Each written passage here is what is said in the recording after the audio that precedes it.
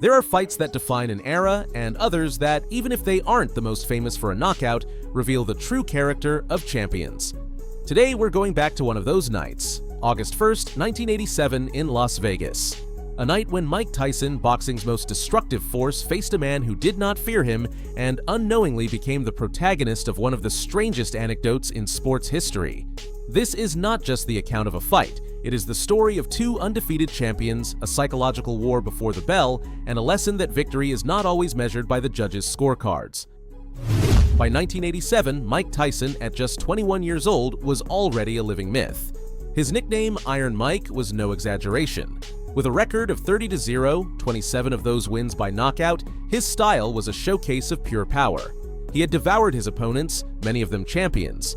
His devastating hook and his ability to close distance with the ferocity of a predator were something the boxing world had never seen. In just 2 years, he had unified the WBC and WBA titles, and only one remained, the IBF belt. That belt belonged to a man named Tony Tucker.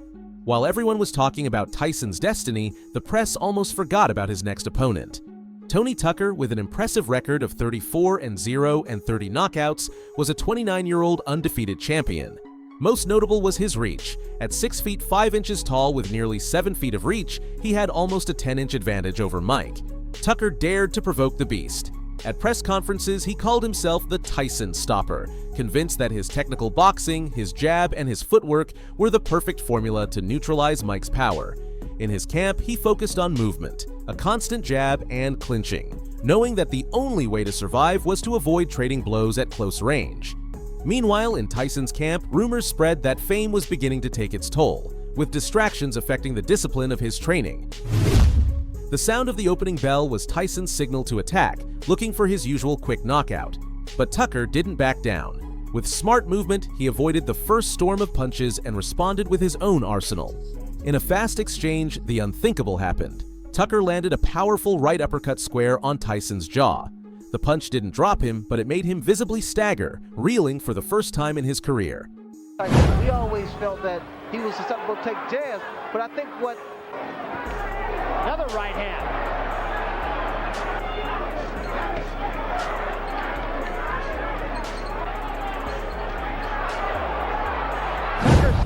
The crowd fell silent in disbelief. The fight everyone expected to end in a minute had just begun with a plot twist no one saw coming.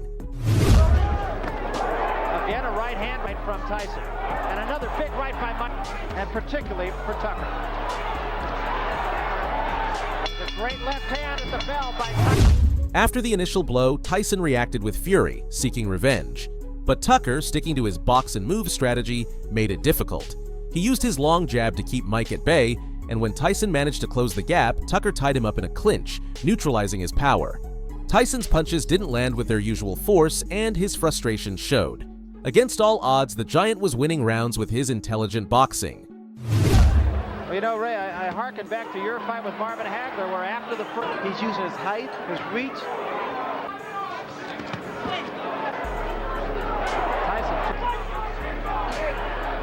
Tyson coming in with his head. Charge as a referee. No nonsense guy. Tyson on the way in. He's finished. Those who knew Mike Tyson's fighting style understood that he always tried to end things early. In other words, his most aggressive moments were in the opening rounds.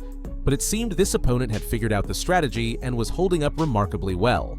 And another one. Clear in this round.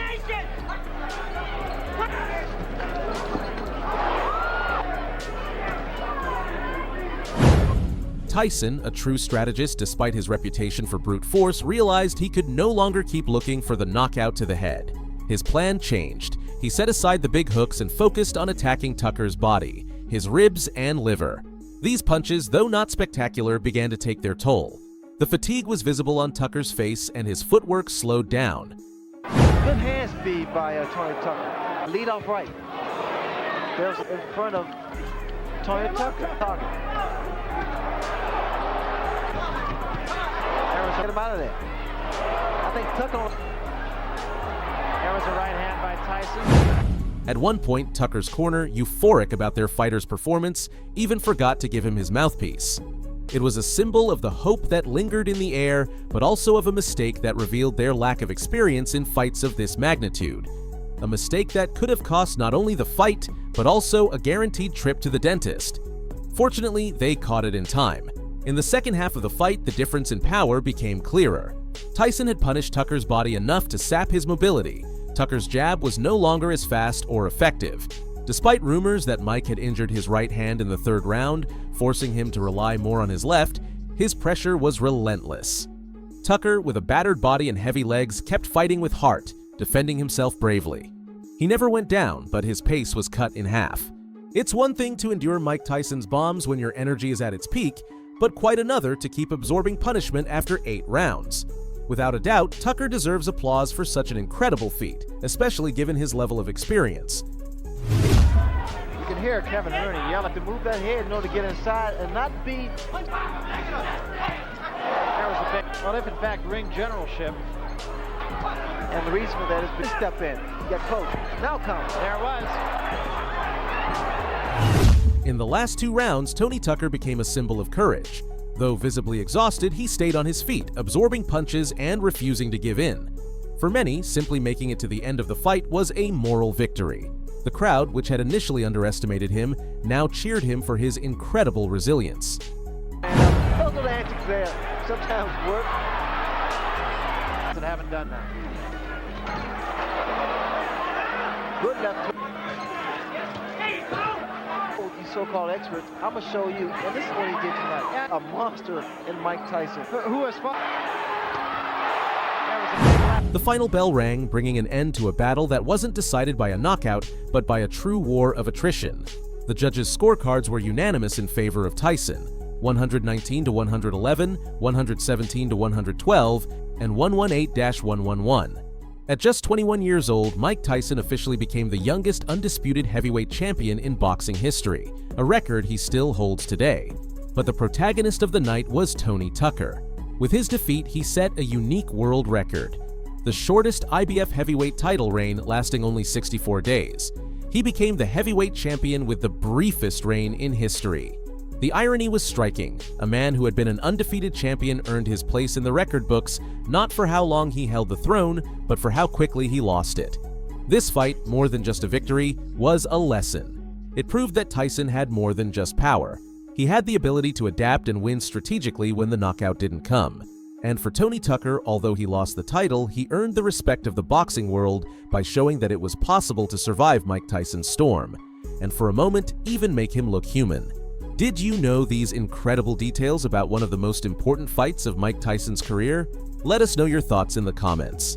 And if you enjoyed this video, don't forget to subscribe and share it with your friends. See you next time!